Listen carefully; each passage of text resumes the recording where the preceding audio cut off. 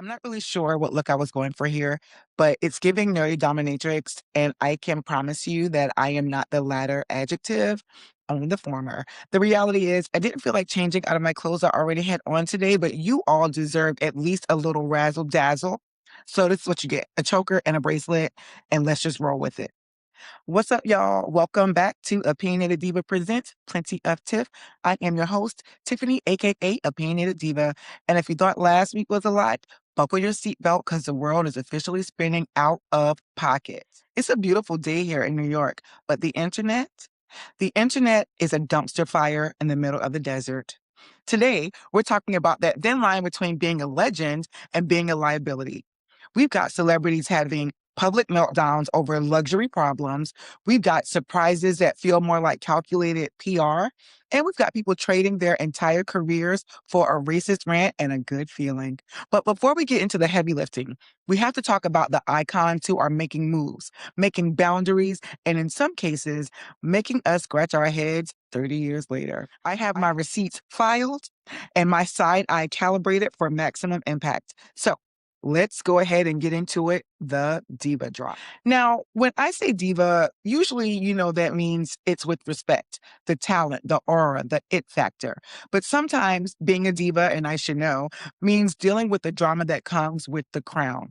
This week, the divas are giving us range. We've got everything from high octane performances to high stakes dating. First up, let's talk about a woman who is currently wrapping up a tour and reminding us that even if the staff is acting up, the show must go on. We're talking about Cardi B. She just wrapped up her Little Miss Drama tour in Atlanta, and she lived up to the tour's name. Before she even hit the stage, she was on IG Live, letting the arena staff have it. So apparently, someone on staff was being rude, and Cardi was ready to pack up her bags and go back to her hotel. However, she's a professional. She got it together, hit that stage, and gave Atlanta a show that they will never forget. And can we talk about the performances and not just hers? She was amazing. She did not just bring out a guest list. She brought out ATL's finest, including the veterans Missy Misdemeanor Elliott and T.I. But then she brought out Jeezy. Now let's pause for a moment. Jeezy is out here aging like a bottle of fine, expensive Napa wine. I don't know what his skincare routine is or if he's just drinking the tears of his enemy, but he looks fine. Isn't he doing a residency? I'm there. Where do I submit my application, Jeezy?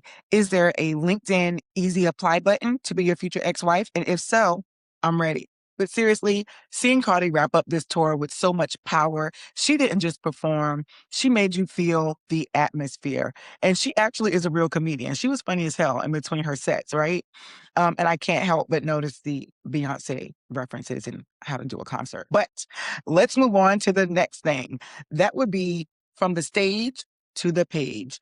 Nia Long is the latest cover star for Playboy, and she is looking like she has not aged since The Best Man. But what she is doing is making rounds talking about something that resonates with me and probably you deeply: dating as an adult in the digital age. She even joked about having people sign NDAs. And honestly, I'm not even mad. Dating today has become so high risk because we live in a world where everyone has this propensity to want to be visible. Everyone is aiming to go viral by any means necessary. So you don't know if a man is interested in you or if he's just interested in being adjacent to you so he can post a TikTok about it the next morning. We've become less risk averse in our dating because the digital universe has infiltrated our privacy. You have to protect your peace, honey, and your brand.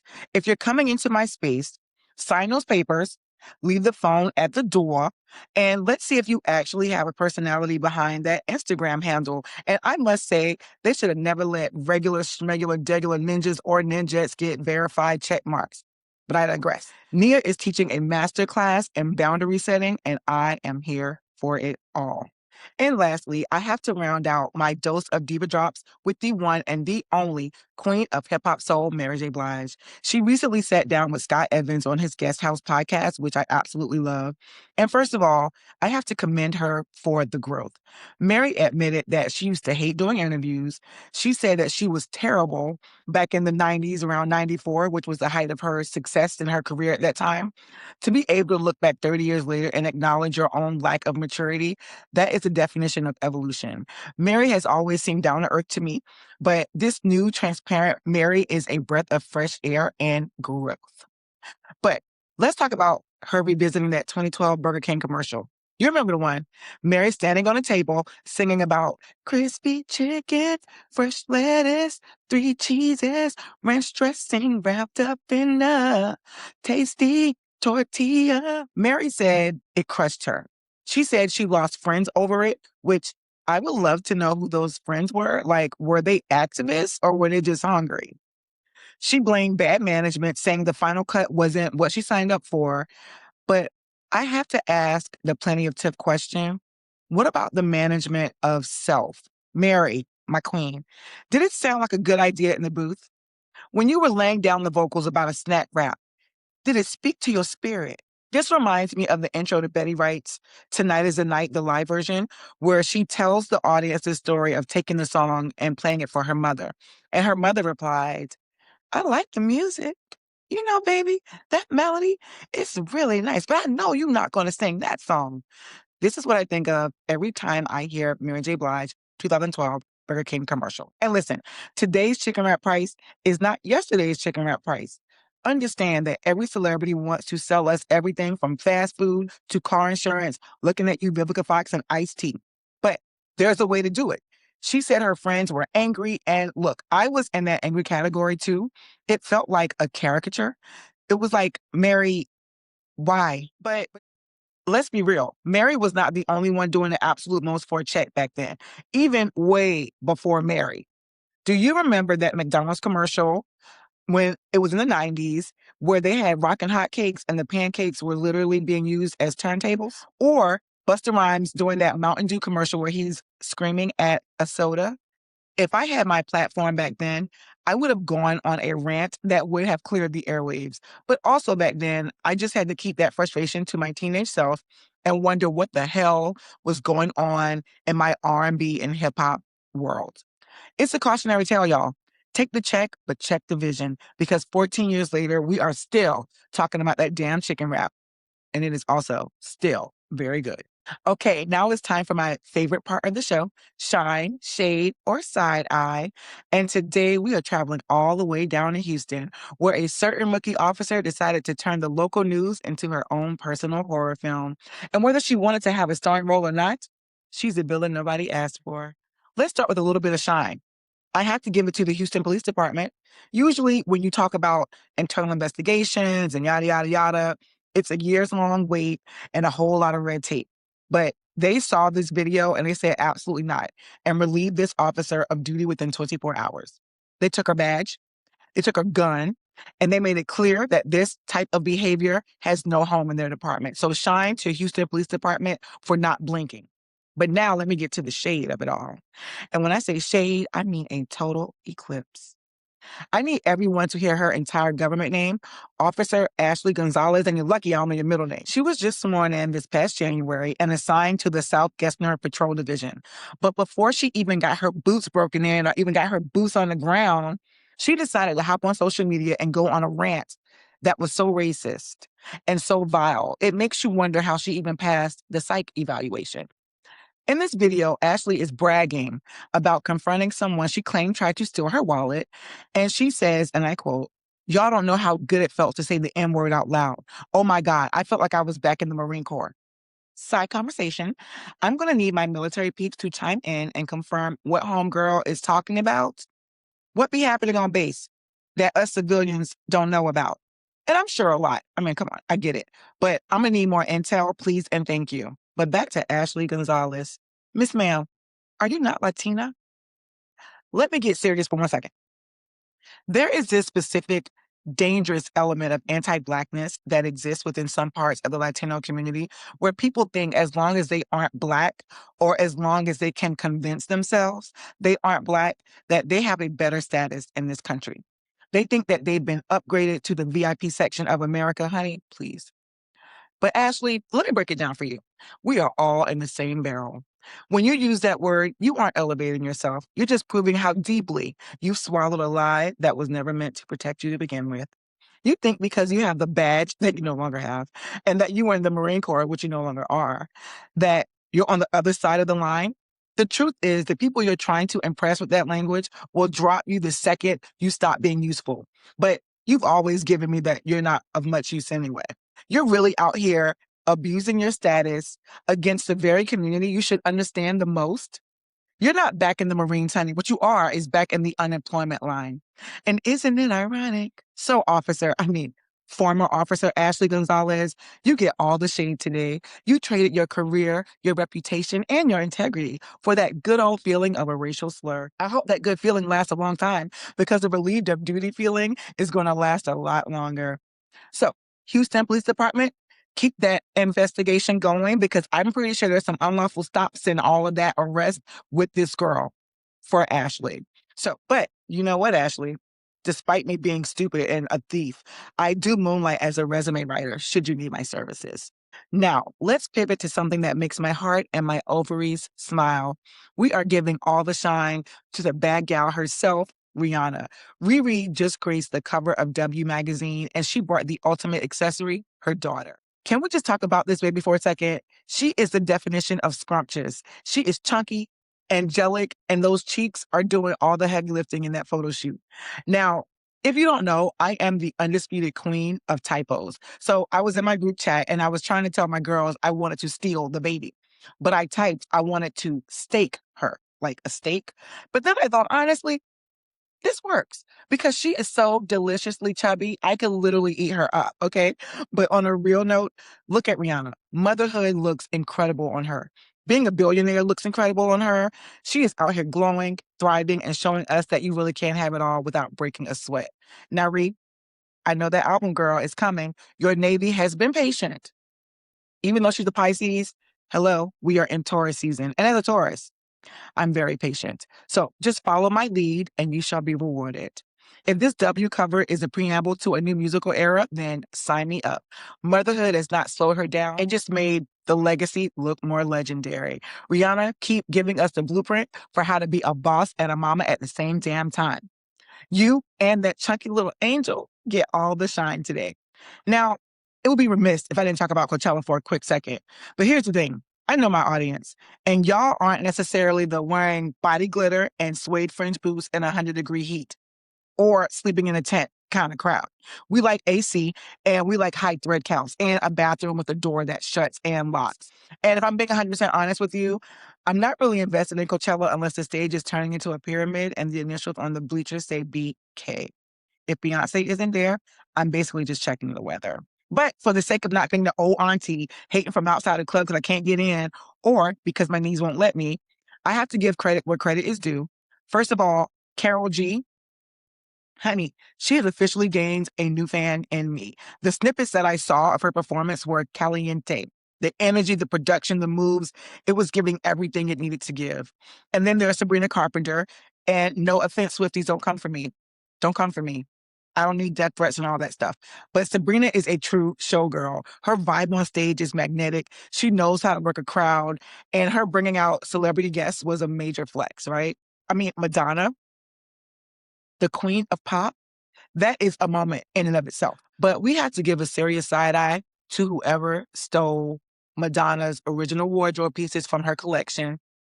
I can only imagine that the person who did that was deep into some shrooms or at least a very potent THC-laced gummy, or maybe one of those curated festival drinks that have you seeing colors and thinking you're the next material girl. I don't know, but you need to give it back. Who in their right mind is going to steal from Madonna?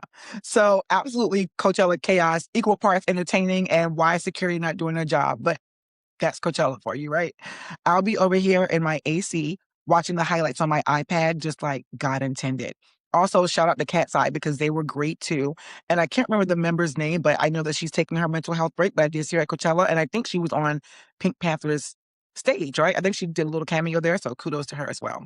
And now to the final read the room. I'm glad I'm really at nobody right now because maybe by the time the people who actually sees it will already be friends or enemies and we don't care.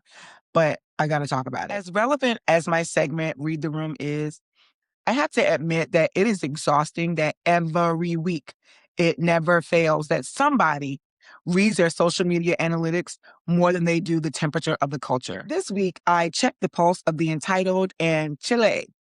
It is beating fast. One from the discomfort of a first class seat that isn't quite first classy enough, and the other from a cruise ship to bigotry. I mean, Bimini. Bimini, yes, the Bahamas. But don't worry, we'll get to that later. Today, we're diving into that special brand of celebrity entitlement where a service issue is really just an excuse to remind the world how important they are. First up, let's talk about Law Roach. Yes, the legendary stylist. He recently took to X to put Delta on blast because after booking a Delta One seat from NYC to LA, he boarded the plane and realized he wasn't in a lie flat seat. I've taken cross country and cross continent flights before, so I'd be very pissed as well to the ninth degree if this were my circumstance. So I understand. However, he didn't just call customer service. He posted, "Dear Delta, I'm a Delta 360 and a million miler. This morning I paid for a Delta One seat, and when I got on the plane, it was not a lay flat seat. I was very disappointed." Now look, I get it. When you pay for premium, you expect the premium experience. If you're dropping thousands for a seat, a lie flat bed is a fair expectation. But here's the read the room. Hopping on social media to flex your Delta 360 status and million miler badge to your massive following because you had to sit upright for 6 hours, it just kind of screams out of touch, if I'm being for real. Most people are just trying to get to their destination in compression socks, honey, trying not to get deep vein thrombosis. Okay? It's the sheer public performance of the annoyance that turns a valid consumer complaint into a spectacle of privilege. And I'm 1000% certain you probably have an assistant that books your flights for you, right? I could be wrong, and maybe this is something that you want full autonomy over. I can't imagine why, because the moment I'm able to have somebody book all of my flights, I'm never going back. But I digress. You've worked hard to get to where you are, and you deserve all the things that you deserve. And honestly, honey, again, you deserve you deserve. But it just was giving a little like, "Oh, not luxury law, man." But also, I wanna get into the irony of it all. Didn't Law say we don't gatekeep enough? I know he was talking about fashion, so the context is a little different, but isn't it ironic that the moment he experiences a minor inconvenience, suddenly he's the biggest advocate for transparency? Suddenly he wants the world to know his business? It's getting me the room. You took to Twitter, the most open gate platform in existence, to complain to Delta in front of your millions of followers because your seat, which for sure cost thousands, for sure, didn't turn into a twin size mattress for 6 hours. You literally have a 24/7 bat phone to Delta's elite VIP desk in your pocket. And yes, it does exist with zero wait time. So I don't know. Taking this to Twitter or X wasn't really about getting a solution more than it was about getting an audience, right? A little, a smidge, a lot. Okay, I don't know. You tell me. It's the ultimate "do you know who I am" move. And let's be real, Law Roach isn't just doing well. He is the architect of Zendaya's entire image. He's working with luxury houses like Louis Vuitton and Dior. If the upright seat was truly such a traumatic experience, we know you got private jet money. We know you could have chartered a Gulfstream and slept in the California King midair if you wanted to, okay? But he didn't. He chose to fly commercial and then chose to, I don't want to say weaponize, but he chose to basically get his followers to bully Delta, right? So I don't know. I just kind of felt like, and we all know. I mean, airlines aren't anybody best friend ever, right? So getting us riled up at an airline isn't hard to do. But to passively pursue a public outcry over your flight inconvenience, it's kind of weird behavior. I'm just being honest. Now, Law, please don't come for me because I truly do hope one day we're in the same room. Even if my style currently comes in plastic bags rather than garment ones, I have to call a spade a spade. Just know there is no shade, which is exactly why I didn't put this in my shine, shade, or side eye segment. And to be fair, I've seen comments on both sides of the aisle, no pun intended. So you guys let me know. What are your thoughts on that whole situation? Now let's move from the sky to the sea. Yes, I'm talking about the situation with Ashley Everett and Virgin Voyages, a cruise.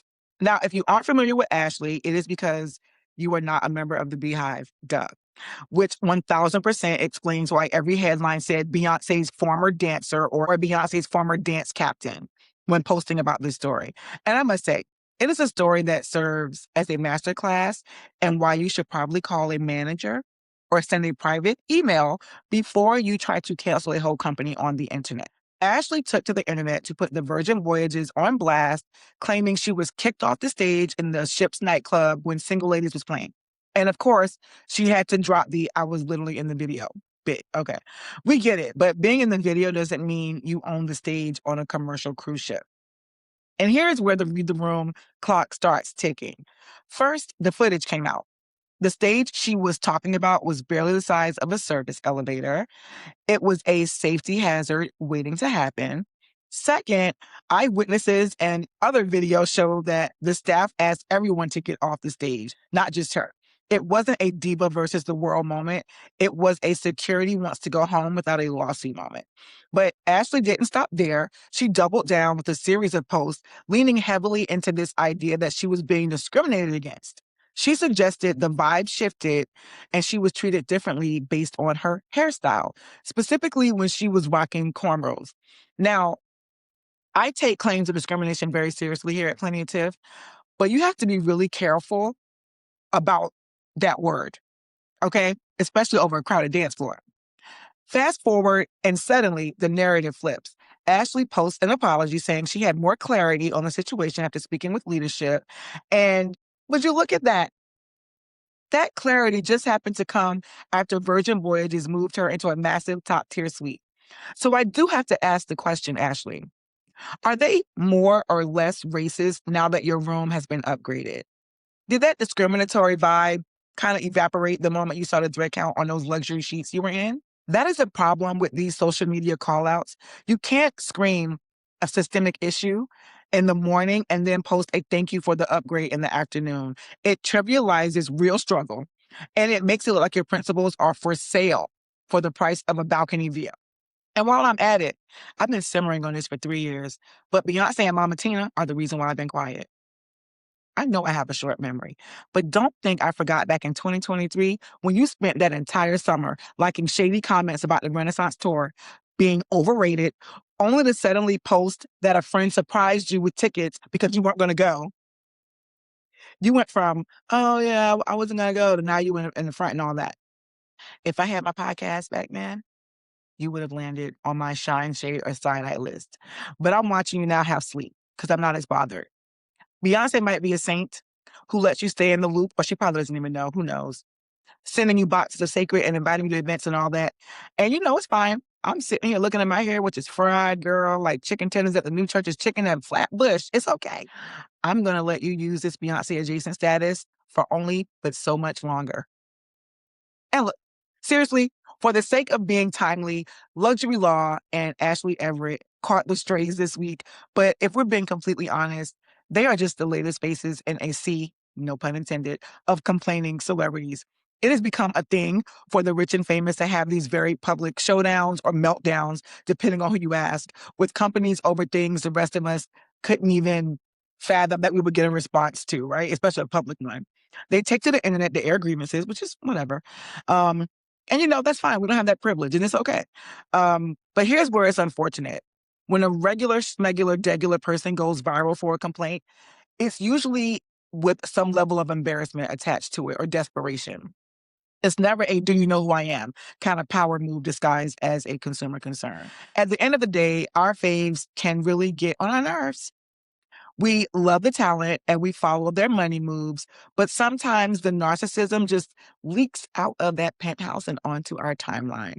It's a reminder that even with all the money and million-dollar status in the world, some people still lack perspective from time to time. So to all my celebrities out there, we see you and we love you, but please, for the love of all things holy, please read the room. Actually, read the room more and your social media comments less. Well, that's a wrap for today's episode. But just because the mic is turning off doesn't mean the conversation has to end. If you got thoughts on today's episode, or you just want to see what's on my mind, because I'm always thinking about something, then you can find me on Instagram and Spill at Opinionated Diva. You can find me on TikTok at The Opinionated Diva. For those who love the visuals and the vibes, come on over to YouTube where you can find me at The Opinionated Diva, which is 2 E's. And why? Because I'm not basic. psych, because somebody already had that handle, but it's okay. So make sure you like, subscribe, and share so we can grow this thing organically, okay? And don't forget, if you haven't already, buy me a coffee so I can get to the Signal Awards, okay? That is buymeacoffee.com/Miss Tiffany D6, okay? Like girl 6, Miss Tiffany D6. So until next time, peace.